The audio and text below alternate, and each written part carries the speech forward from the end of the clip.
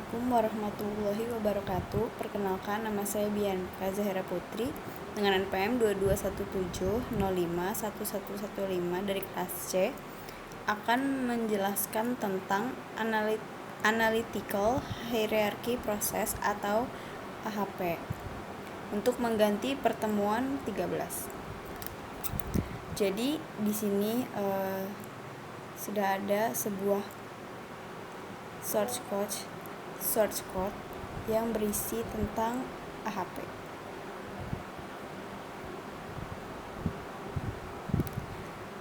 Jadi, Analytical Hierarchy Process atau AHP adalah metode pengambilan keputusan yang dikembangkan oleh Thomas L. Saaty pada tahun 1970-an. AHP membantu dalam membuat keputusan yang melibatkan berbagai kriteria dengan cara menguraikan masalah kompleks menjadi hierarki yang lebih sederhana. Metode ini melibatkan 3 langkah utama, yaitu mendefinisikan hierarki keputusan, yaitu dengan cara menentukan tujuan utama, mengidentifikasikan kriteria dan subkriteria yang relevan, dan menyusun alternatif keputusan. Yang kedua ada membuat perbandingan berpasangan atau pairwise comparison. Jadi setiap elemen dalam setiap tingkat hierarki dibandingkan dengan elemen lain dalam tingkat yang sama berdasarkan skala preferensinya, yang biasanya berskala 1-9. Lalu yang ketiga itu ada menghitung bobot dan konsistensi, yaitu dengan cara menggunakan nilai eigen untuk menghitung bobot relatif dari setiap elemen, mengukur konsistensi perbandingan untuk memastikan keandalan hasil atau rasio konsistensi harus kurang dari 0,1. Jadi di sini udah ada studi kasus untuk menerapkan metode AHP pada studi kasus pemilihan smartphone baru. Nah, di sini kan yang pertama ada mendefinisikan hierarki keputusan. Jadi yang kita definisikan adalah satu, tujuannya yaitu memiliki smartphone baru yang terbaik.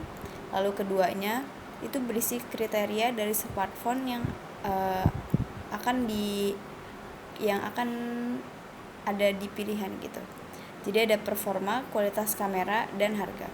Jadi nanti kita akan membandingkan kriteria-kriteria ini pada setiap handphonenya. Lalu yang terakhir itu ada alternatif, yaitu pilihan smartphone-nya. Ada Samsung, Poco, dan Realme.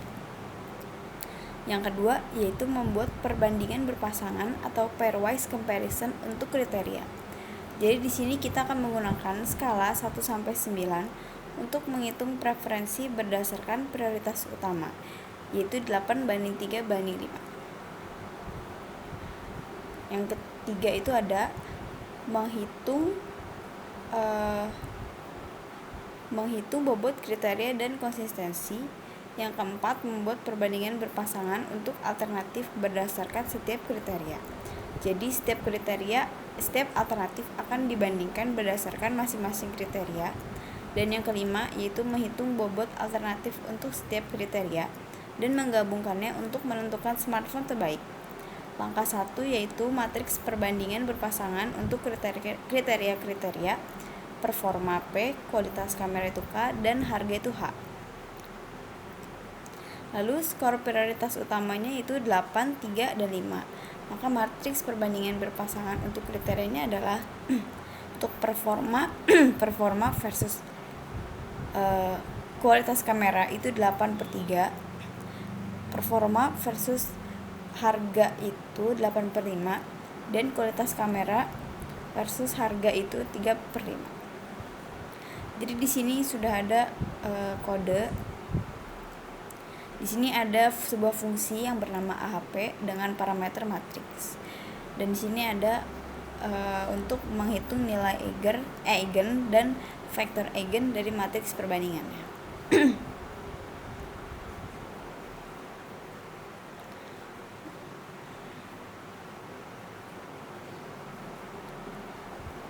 Jadi nanti di sini yang di-outputkan adalah vektor eigen yang sesuai yang sudah dinormalkan untuk mendapatkan bobot relatif dan sebuah rasio konsistensi atau CR. Lalu di sini ada matriks perbandingan berpasangan untuk kriteria.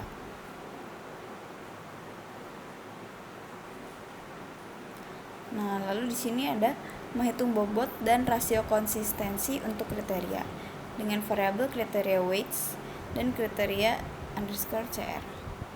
Nah, dia jadi menggunakan memanggil fungsi AHP dengan parameter kriteria matriks. Lalu di sini outputnya adalah bobot kriteria dengan nilai kriteria dan rasio konsistensi dengan nilainya. Nah, di sini ada sebuah pengkondisian di mana jika rasio konsistensi kriteria kurang dari 0,1 maka matriks konsisten. Namun jika tidak, maka matriks tidak konsisten. Di sini dapat kita lihat bahwa bobot kriterianya itu adalah 0,5, 0,185 dan 0,3125 dengan rasio konsistensi min 1,14850 dan seterusnya. Nah, karena rasio konsistensinya kurang dari 0,1 maka matriks konsisten. Selanjutnya di sini langkah 2 yaitu matriks perbandingan berpasangan untuk alternatif. Jadi di sini kita akan membuat matriks perbandingan berpasangan untuk alternatif Samsung, Poco dan Realme berdasarkan skor performa, kualitas kamera dan harga yang diberikan. Jadi di sini ada matriks perbandingan berpasangan untuk alternatif berdasarkan performa. Di sini ada variabel performance matrix. Lalu di sini ada matriks perbandingannya berdasarkan kualitas kamera, dan di sini ada berdasarkan harga. Nah, dari matriks ini kita akan menghitung bobot alternatif untuk setiap kriterianya. Nah, jadi di sini kita akan menghitung dengan menggunakan fungsi AHP, yaitu dengan parameter performance matrix, camera matrix, dan price matrix untuk masing-masing bobot alternatifnya. Lalu di sini akan dioutputkan bobot alternatif berdasarkan performa, yaitu 0,33333, 0,375, dan 0,2916667. Untuk rasio konsistensinya performanya 0,0. Lalu untuk bobot alternatif berdasarkan kualitas kamera itu ada 0,3809 dan seterusnya, 0,28571, 0,33333 dengan rasio konsistensinya sebesar 0,0. Untuk bobot alternatif berdasarkan harga itu ada 0,25, 0,3333 dan 0,416667 dengan rasio konsistensinya itu sebesar 3,82835 dan seterusnya. Lalu yang terakhir itu ada menggabungkan bobot kriteria dan bobot alternatif. Jadi setelah kita mendapatkan bobot untuk setiap kriteria dan bobot alternatif berdasarkan setiap kriteria, kita dapat menghitung skor akhir untuk setiap alternatif. Jadi di sini kita akan menghitung atau menggabungkan bobot kriteria dan bobot alternatif dalam variabel final score dengan seperti ini. Jadi di sini outputnya adalah dengan cara di sini dioutputkan skor akhir alternatif itu ada Samsung 0,3162, Poco 0,3452 dan Realme 0,3385. Nah, dari hasil skor akhir alternatif ini dapat disimpulkan bahwa Poco lah yang memiliki skor akhir terbesar. Maka dari itu alternatif terbaiknya adalah Poco. Nah, jadi kesimpulannya adalah dengan menggunakan kode di atas, kita dapat melakukan analisis AHP untuk memilih smartphone baru berdasarkan kriteria performa, kualitas kamera, dan harga. Jadi kita pastikan untuk memeriksa rasio konsistensi untuk memastikan bahwa perbandingan berpasangan yang kita lakukan adalah konsisten.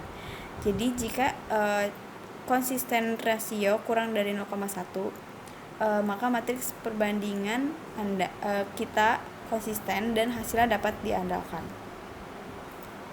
Mungkin itu saja yang dapat saya sampaikan. Kurang lebihnya mohon maaf. Wassalamualaikum warahmatullahi wabarakatuh.